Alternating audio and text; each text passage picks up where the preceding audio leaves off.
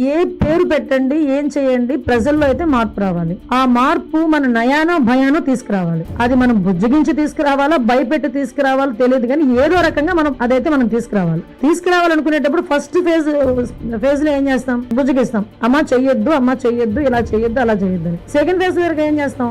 Automatic గా punishments అనేది ఉంటుంది. నేను దీని మీద అంత శ్రద్ధ చూపించడానికి కూడా కారణం ఏంటంటేనండి, 7 years బాయ్ కూడా ఈ రోజు గంజాయి తీసుకుంటున్నాడు.